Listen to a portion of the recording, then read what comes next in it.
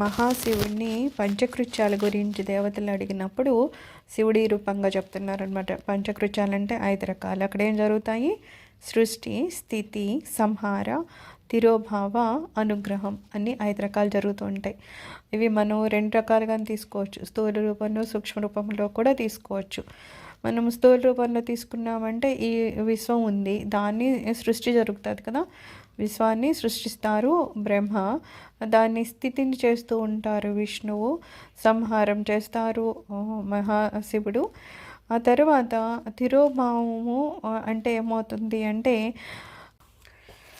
మహాప్రళయం వస్తుందో అప్పుడు పునఃసృష్టి వరకు మళ్ళా దాన్ని రక్షించాలన్నమాట.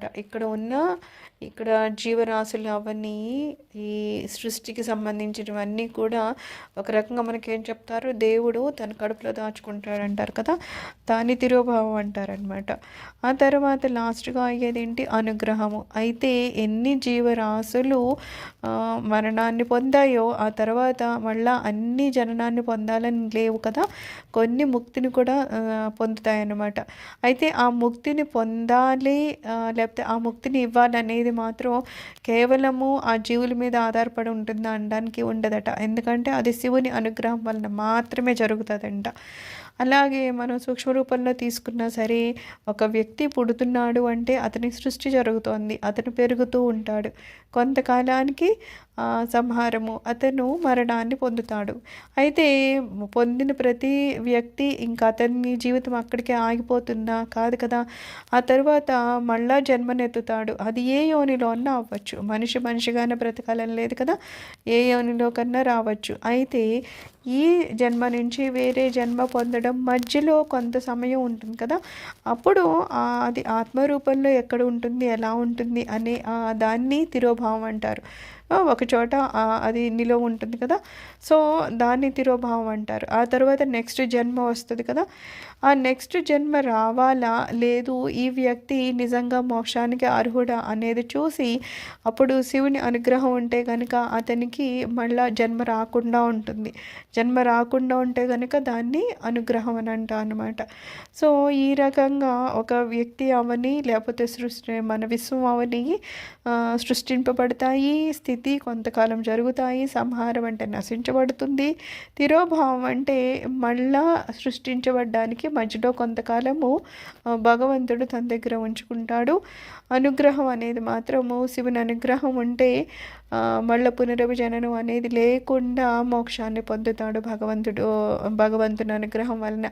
అయితే ఇక్కడ మనం తెలుసుకోవాల్సింది ఏంటంటే, ఈ అనుగ్రహం మాత్రం ఖచ్చితంగా శివుని వలనే పొందుతామంటున్నారు. అంటే ఇక్కడ మనకి ఏమర్థమవుతుంది, యుగాలు గాంతరాలు అయినా సరే మన పాపపుణ్యాలు మనల్ని వెంటాడుతూనే ఉంటాయన్నమాట.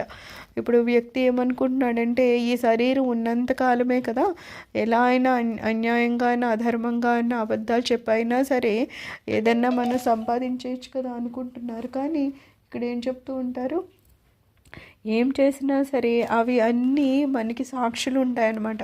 సంధ్యలు కానీ సూర్యుడు చంద్రుడు ఇలాగా మనకి సాక్షులు ఉంటూ ఉంటారు. మనకి ఎవరు చూడట్లేదు అనే లాగా ఒక అపోహ ఉంది తప్పితే నిజంగా మనం చేసే పనులు ఎవరు చూడడం లేదా అంటే చూసే సాక్షులు చాలామంది ఉన్నారనమాట.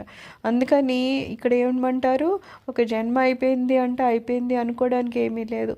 కేవలం ఆ శరీరం మారుతుందేమో తప్పితే అతను చేసిన పాపపుణ్యాలు మాత్రం అతన్ని వీడవన్నమాట.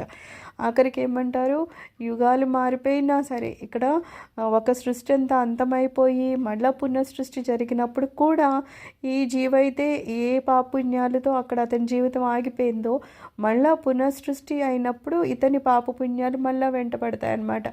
వాటిని చూసే భగవంతుడు అతని తలరాత మళ్ళీ తిరిగి రాస్తాడనమాట. అందుకని ఏదో ఈరోజు ఏదో జరిగిపోయింది కదా అని ఎలా అయితే అలాగా అన్యాయంగా అధర్మంగా ఉండడం అనేది సరి అయిన పద్ధతి కాదు.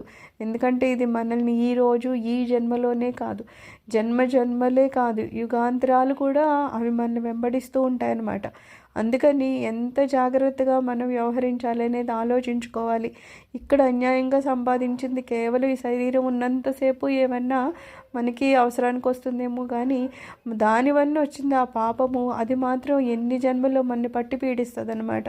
అందుకని ఏం చేసినా సరే ఫస్ట్ ఆలోచించాల్సింది ఏంటి, దీనివల్ల ఏమొస్తుంది. పుణ్యం చేసావా, పుణ్యం నిన్ను వెంటాడుతుంది, దానివల్ల వచ్చే నష్టం లేదు. కానీ పాపం చేసుకుని పోయావా, అది ఎప్పటికీ నిన్ను వెంటాడుతూనే ఉంటుందన్నమాట. దాని ఫలితం పైగా ఏమంటారు, ఏదో కాసింత పాపం చేస్తే అంతే ఫలితం ఉంటుందని లేదు, దాన్ని కొన్ని రెట్లు పాపం అన్ని వెంటాడుతూ ఉంటుందన్నమాట.